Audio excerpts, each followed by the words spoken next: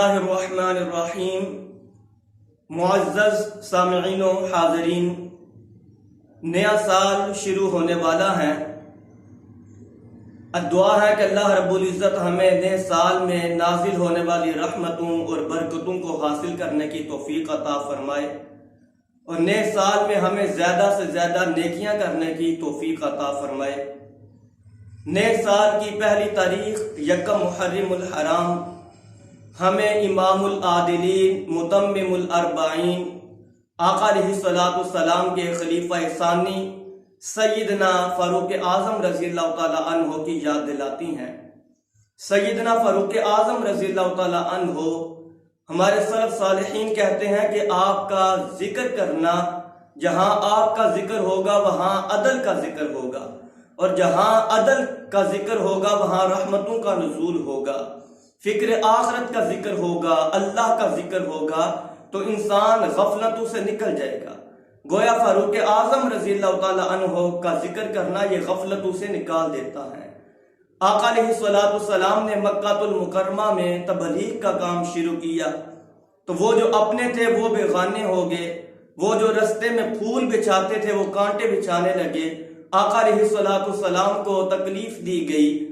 پھر آقا علیہ السلام نے مقام ملتزم کعبۃ اللہ کے سامنے کھڑے ہو کر، کعبۃ اللہ کی دیوار کے سامنے، باب کعبہ کے سامنے کھڑے ہو کر اللہ رب العزت کی بارگاہ میں یہ دعا کی، اللہم اید الاسلام بعمر بن الخطاب، اے اللہ اسلام کی مدد کر عمر بن خطاب کے ساتھ۔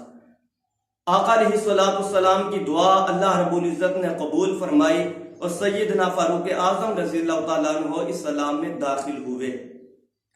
جب فاروق اعظم رضی اللہ تعالیٰ عنہ اسلام میں داخل ہوئے تو مسلمان آپ کے اسلام لانے سے پہلے چھپ کر نماز پڑھا کرتے تھے۔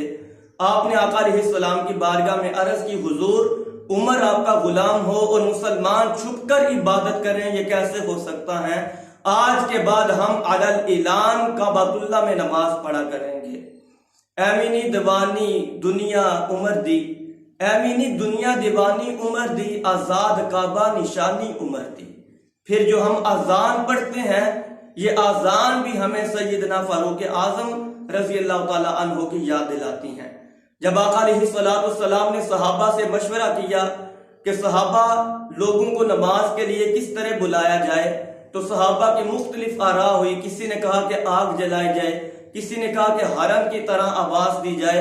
سیدنا فاروق اعظم رضی اللہ تعالی عنہ آپ نے مشورہ دیا کہ حضور اذان دی جائے، تو آپ کی رائے کو اللہ رب العزت نے قبول فرمایا اور اذان کا ہی حکم دیا گیا۔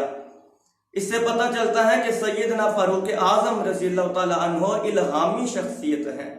آقا علیہ السلام نے ارشاد فرمایا کہ پہلی امتوں میں محدث ہوتے تھے، اور میری امت میں اگر کوئی محدث ہے تو وہ سیدنا فاروق اعظم رضی اللہ تعالی عنہ ہیں۔ محدث کسے کہتے ہیں؟ وہ جس کے دل پر بات القاء کی جاتی ہے، جس کے دل پر اللہ رب العزت کی طرف سے بات ڈالی جاتی ہے۔ سیدنا فاروق اعظم رضی اللہ تعالی عنہ، آپ کی ہستی، آپ کی شان کیا ہے؟ حضور نبی اکرم صلی اللہ علیہ وآلہ وسلم نے ایک دن ارشاد فرمایا، بخاری شریف کی حدیث ہے، فرمایا کہ میں نے خواب کے اندر دیکھا، میں نے دودھ کا پیالہ لیا، اس کو نوش فرمایا، اور پھر کچھ دودھ میں نے سیدنا فاروق اعظم رضی اللہ تعالیٰ عنہ کو دیا۔ صحابہ نے عرض کی، حضور اس کی تعبیر کیا ہے؟ تو آقا علیہ السلام نے فرمایا کہ اس سے مراد علم ہے، یعنی سیدنا فاروق اعظم رضی اللہ تعالیٰ عنہ کو آقا علیہ السلام کی بارگاہ سے خاص علم عطا کیا گیا ہے۔ سیدنا فاروق اعظم رضی اللہ تعالیٰ عنہ آپ کو اللہ رب العزت نے عناصر اربع پر تصرف عطا فرمایا تھا۔ عناصر اربع کیا ہیں؟ ہوا، پانی، آگ، مٹی۔ آپ کے دور میں ایک بار زلزلہ آیا تو آپ نے اپنا کوڑا زمین پر پھینکا اور کہا کہ کیا اے زمین، عمر نے تجھ پر عدل نہیں کیا؟ تو اسی وقت زلزلہ تھم گیا۔ اسی طرح اللہ رب العزت نے آپ کو پانی پر تصرف عطا فرمایا تھا۔ حضرت سعد بن وقاص رضی اللہ تعالی عنہ، آپ لشکر اسلام کے ساتھ جا رہے تھے، آگے دریا آ گیا۔ آپ نے باقی صحابہ سے کہا کہ اپنے گھوڑے دریا کے اندر ڈال دو۔ صحابہ نے کہا کہ دریا کے اندر گھوڑے، یہ کیسے ممکن ہے؟ تو آپ نے اللہ رب العزت کی بارگاہ میں عرض کی یا اللہ یہ تیرے بندے تیری راہ میں نکلے ہوئے ہیں، اور پھر گھوڑے ڈالنے سے پہلے دریا سے مخاطب ہو کر کہنے لگے کہ اے دریا ہم خود نہیں آئے، ہمیں بھیجنے والے سیدنا فاروق اعظم رضی اللہ تعالیٰ عنہ ہیں، وہ فاروق جس نے عدل قائم کیا ہے، اگر تو ان کی حیا کرتا ہے تو آج ہمارے لیے رستہ چھوڑ دے۔ یہ کہہ کر اپنے گھوڑے دریا کے اندر ڈال دیے۔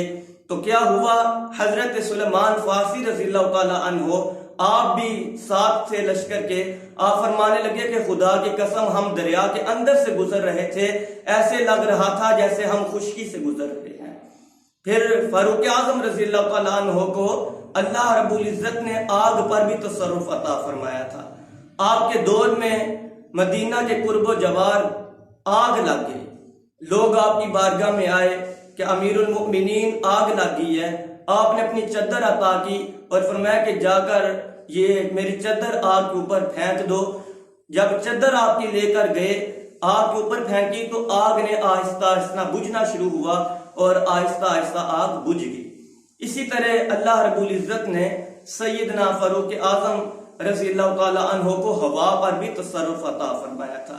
مسجد نبوی میں بیٹھ کر ایک دن آپ جمعہ ارشاد فرما رہے تھے، جمعے کا خطبہ دے رہے تھے۔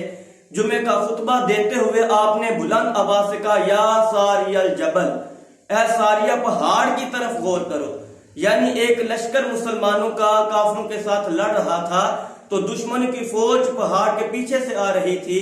سیدنا فاروق اعظم رضی اللہ تعالیٰ عنہ مسجد نبوی کے منبر پر بیٹھ کر آپ یہ سارا کچھ ملاحظہ فرما رہے تھے، اور آپ نے حضرت ساریہ کو مخاطب ہو کر کہا کہ اے ساریہ پہاڑ کی طرف توجہ کرو، یعنی پہاڑ کی طرف سے دشمنوں کی فوج آ رہی ہے۔ تو سیدنا فاروق اعظم رضی اللہ تعالیٰ عنہ کی شان اور مقام، آقا علیہ الصلوۃ والسلام نے فرمایا کہ لوگوں اگر میرے بعد کوئی نبی ہوتا تو وہ عمر ہوتا۔ تو سیدنا فاروق اعظم رضی اللہ تعالیٰ عنہ وہ ہستی ہیں کہ اللہ رب العزت نے آپ کی رائے پر قرآن کی آیات نازل کی ہیں۔ دعا ہے کہ اللہ رب العزت ہمیں سیدنا فاروق اعظم رضی اللہ تعالیٰ عنہ کے عدل میں سے کچھ حصہ ہمیں بھی عطا فرمائے، اور ہمیں بھی اپنی زندگیوں میں عدل و انصاف کرنے کی توفیق عطا فرمائے۔